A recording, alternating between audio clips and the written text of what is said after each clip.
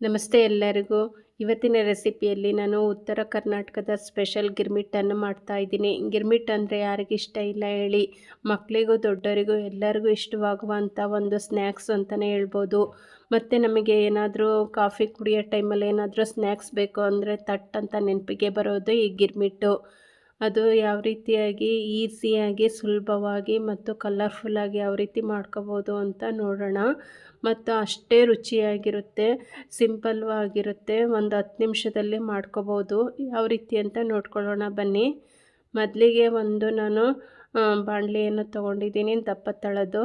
ಅದಕ್ಕೆ ಒಂದು 4 ಸ್ಪೂನ್ ಎಣ್ಣೆ ಹಾಕ್ಕೊಂಡಿದ್ದೀನಿ. ಸಾಸಿವೆ ಜೀರಿಗೆನೂ ಸಹ ಹಾಕ್ಕೊಂಡಿದ್ದೀನಿ. ಈಗ ಹಸಿಮೆಣ್ಸಿಕಾಯಿ ಹಾಕ್ಕೊಂಡಿದ್ದೀನಿ 2. ಈರುಳ್ಳಿ ಒಂದು ಅರ್ಧ ಹಾಕ್ಕೊಂಡಿದ್ದೀನಿ. ಒಂದು ಸ್ವಲ್ಪ ಹಸಿ ವಾಸನೆ ಹೋಗೋವರೆಗೂ ಹುರ್ಕೊತಾ ಇದ್ದೀನಿ. ರುಚಿಗೆ ತಕ್ಕಷ್ಟು ಉಪ್ಪು ಹಾಕ್ಕೊಂಡಿದ್ದೀನಿ. ಹುಣಸೆ ರಸ ಹಾಕ್ಕೊಂಡಿದ್ದೀನಿ ಒಂದು ಸ್ವಲ್ಪ.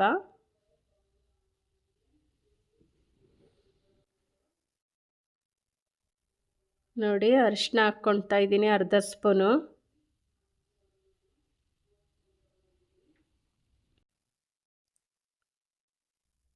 ನೋಡಿ, ಈ ಕಡೆ ನಾನು ಮಂಡಕ್ಕಿ ತೊಗೊಂಡಿದ್ದೀನಿ 1 ಲೀಟ್ರು.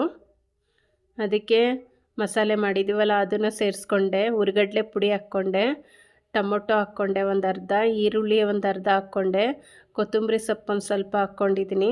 ಎಲ್ಲವನ್ನೂ ಚೆನ್ನಾಗಿ ಮಿಕ್ಸ್ ಮಾಡ್ಕೋಬೇಕಾಗುತ್ತೆ.